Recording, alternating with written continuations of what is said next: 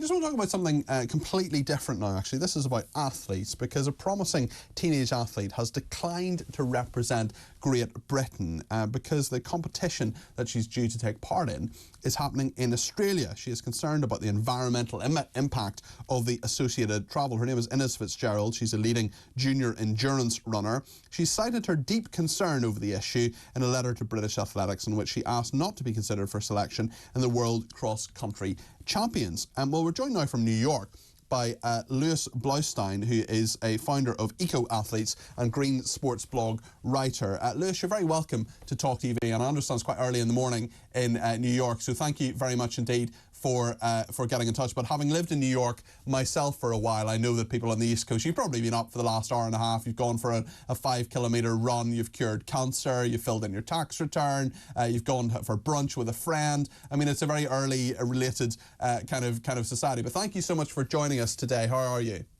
I'm great, and yeah, I think it's almost time to go to sleep. Excellent.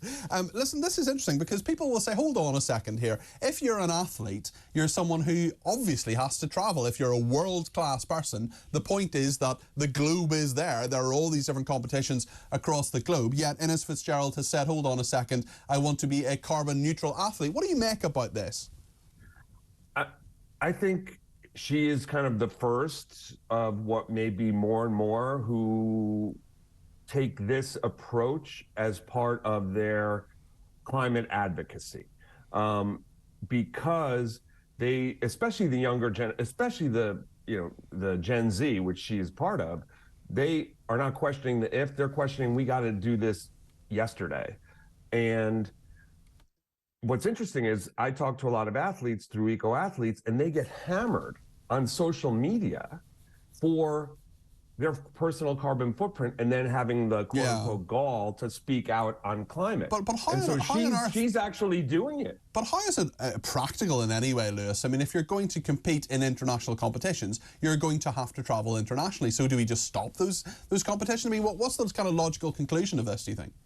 I mean, I think that's the logical conclusion decades out if we don't get our carbon house in order. And that's, I think, what she's trying to say. Now, what's really interesting is, and you said you were lived in New York for a while, so maybe you followed, I don't know if you followed the Yankees or the Mets, or if baseball just wasn't your thing, but a little bit, but not. It wasn't really my thing. So the COVID pandemic really kind of was a foreshadower of this, because during COVID, that 2020 year, because travel was not safe, but Major League Baseball wanted to exist, what they did was they kind of changed the whole structure of the leagues, and they only played East teams against East teams to save on travel. You know, you didn't see New York playing LA, you still have New York playing Philadelphia all the time. And I wrote a story in Green Sports blog saying this is a foreshadowing if we don't get our carbon house in order. And I think this young woman is also a foreshadowing. She's clearly, not in the main yet. She's an outlier. But it's interesting. I mean, at what stage do you sort of say, I know you're a green activist, and I just wonder kind of at what stage do you say, actually, what I'm doing, what I want to, I want to save the planet, etc., as this person clearly wants to, but that's more important than me becoming a top flight athlete, as things stand at the moment. I can't make that judgment for someone. What we try and say at Eco Athletes is, for people who are getting clobbered by people who are demanding they show up on their TVs, by the way, that what we want to advocate for is an acceleration of progress on low carbon and zero carbon aviation fuel. So get to the solutions faster, because then if we get to that, if that gets to scale, then the problem that the young woman is facing becomes much less daunting. You founded Eco Athletes, and you're a Green Sports blog writer as well. I wonder, are you pleased with this? Do you think this is progress in some way? I think it is. First of all, I can't judge anybody personally. So if they chose to compete, or in her case, she chooses not to, I think that's fine. And I think, in a way, she's seemingly like the Greta Thunberg of sports. So I applaud her. Do you think other people will be demonized by this? Do you think, you know, if she's a teammate or someone who's her age who says, actually, I am going to fly to Australia to do this, do you think there'll be a backlash against her from climate activists, perhaps?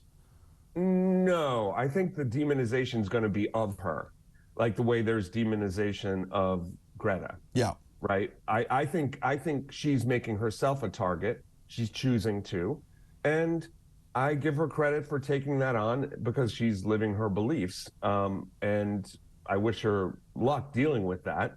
I don't think, you know, like you just cited the Australian Open.